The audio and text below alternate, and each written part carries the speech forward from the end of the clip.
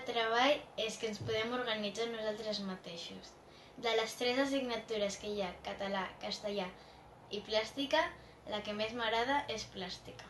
Una activitat que vam fer amb els amics lectors em va agradar molt. Va ser ajuntar paraules i jo tenia llegir i l'Alici tenia amor. I juntes vam formar llegir amor. Llegir amor és com llegir un llibre que tingui amor. També m'agrada molt compartir la lectura amb els de 5è. I el que més m'agrada dels tallers d'escriptura són les idees que ens donen sobre els temes actuals i a més ens donen l'oportunitat d'expressar les nostres opinions i creativitat. Hi ha molts, hi ha creat, en yoga, jocs de taula, jocs de paraules i fan stuff.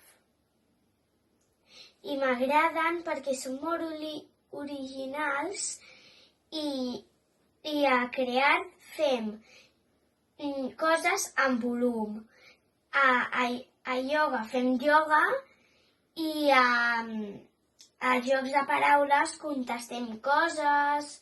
A jocs de taula hi ha el parxís, la oca, les dames i bueno, pues i m'agrada també fan stuff, però el que més m'agrada és el ioga.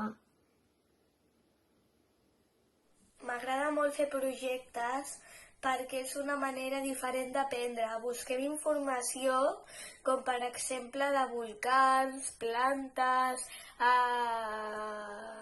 àguiles, cargols, i després venen els pares i els ensenyem el que hem fet. Jo veig l'art a tot arreu de l'escola. Treballem l'art, fem maquetes, projectes en comú tota l'escola, desenvolupem el treball d'un artista i després el coneixem personalment. A l'hora del menjador fem fotografies. Pintem el terra amb guixos o els vidres amb retoladors. Tenim l'espai C. L'espai C no és un espai que tenen totes les escoles. Venen artistes diferents tots els anys i treballem amb fang, amb pintura, amb escultura.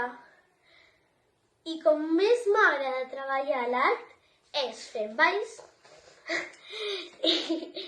i fent maquetes de medi. El que m'agrada més és crear.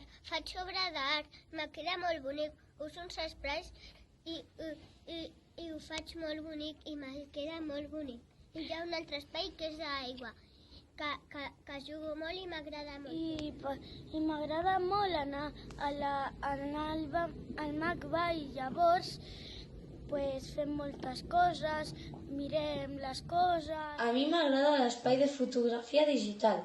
Fotografia digital és un espai on es donen els iPads de l'escola per fer fotos a les persones, als objectes, als espais. Després agafem les fotos que més ens agrada per pujar-les a l'Instagram de l'escola. A l'Instagram de l'escola ho poden veure totes les famílies.